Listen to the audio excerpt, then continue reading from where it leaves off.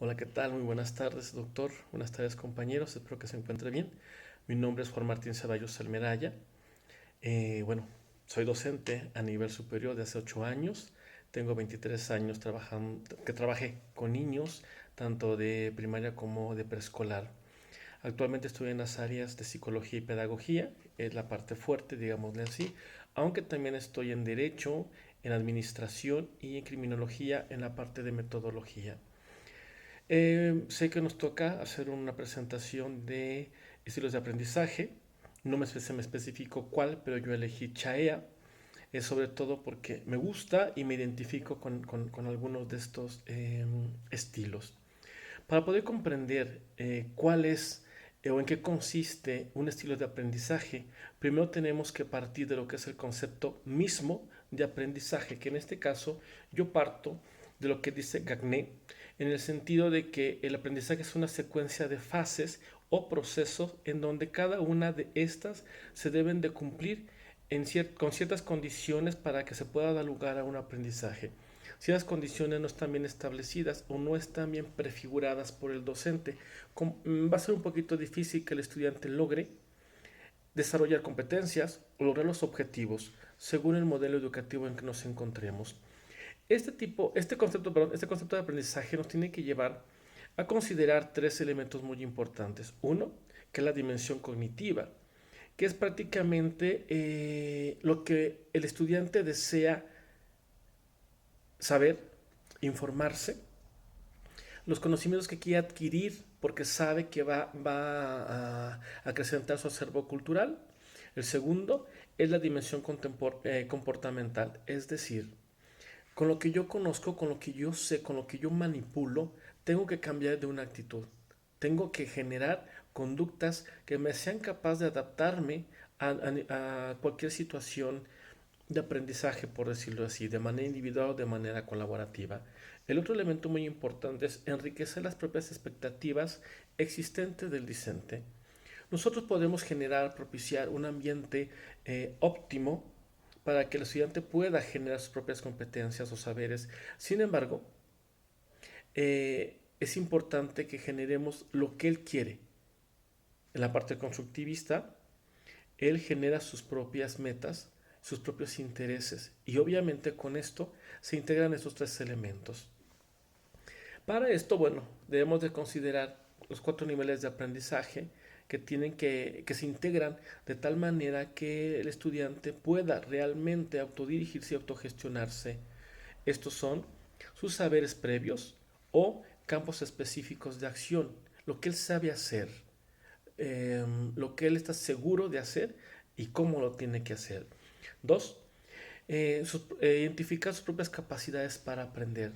Es decir, vamos a potencializar lo que ya sabe para que pueda adquirir mayor conocimiento y obviamente una mejor relación con los demás.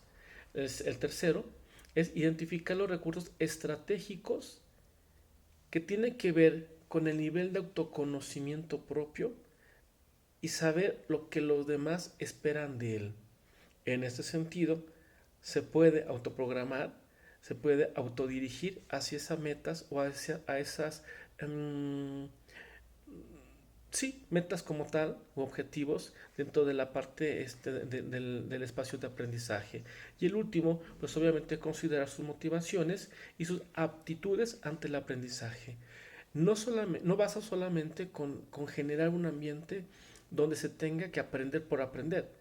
Tenemos que ver cómo pues, se pueden enlazar lo que ya se sabe y con lo que queremos que sepa, pero siempre y cuando sea de interés del estudiante. De lo contrario, no va a haber significatividad, no va a haber descubrimiento, y entonces la parte cognitiva como teoría se quedaría a un lado.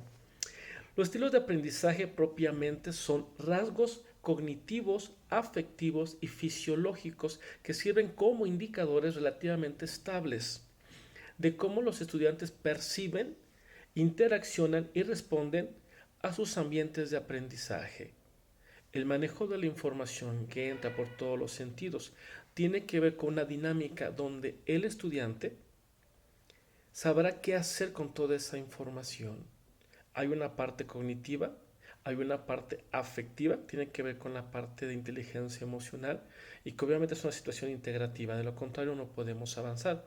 Si se dan cuenta, lo que estamos, el fundamento teórico de todo esto, pues la parte constructivista, Piaget, Vygotsky, Kohlberg, Brunner, inclusive Gagné. Ahora bien, en este sentido podemos decir que hay tres componentes para lo que se busca dentro de esos estudios de aprendizaje que tiene que ver con aprender a aprender.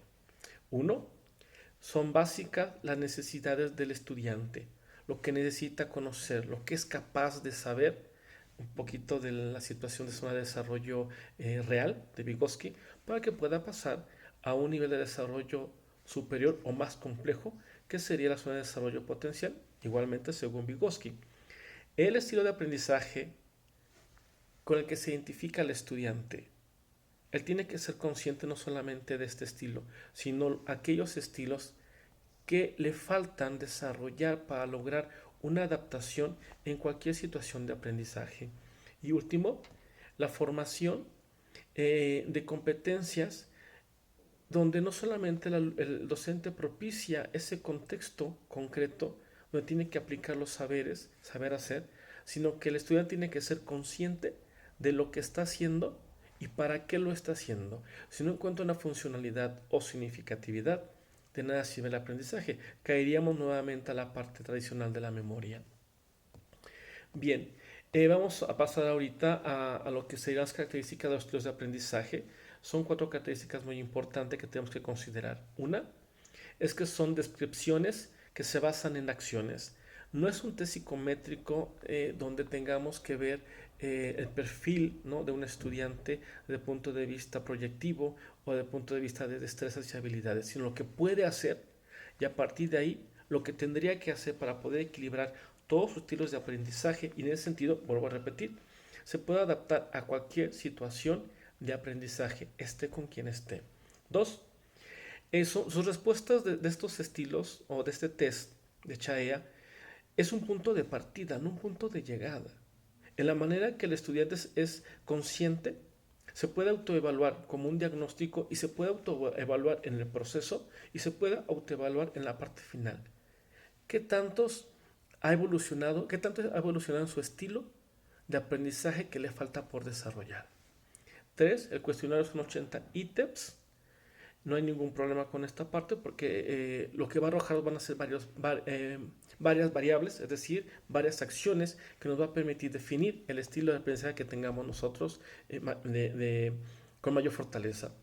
Y 4. El test busca que todos los estilos se equilibren.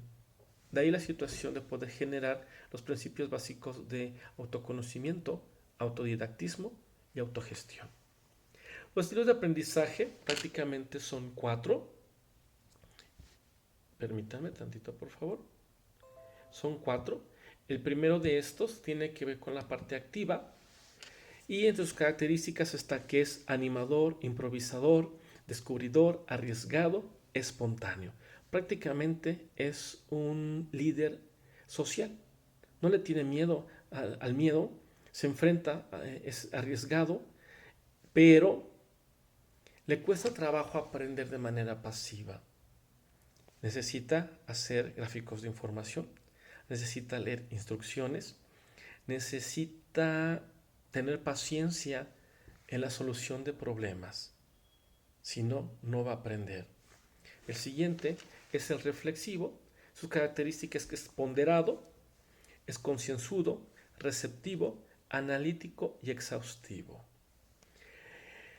Por lo tanto, ¿sí? Puede escuchar, interviene en cada situación, pero no puede ser de manera activa. No puede hablar en público. Y por lo tanto, entonces necesita ¿qué?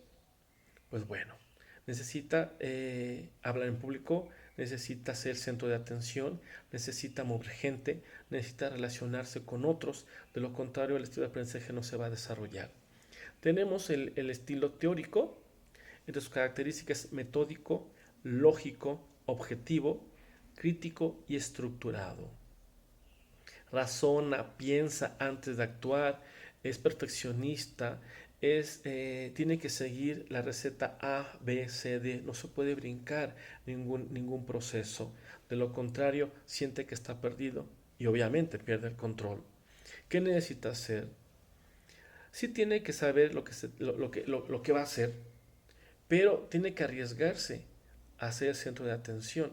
Tiene que ser activo, tiene que mover gente, igual que la parte del reflexivo, y tiene que explorar nuevas actividades, nuevas tareas para salir de zonas de confort.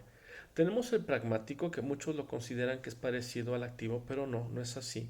El pragmático experimenta, es práctico, es directo, eficaz, realista, pero no se arriesga. Esa es la diferencia con la parte del activo.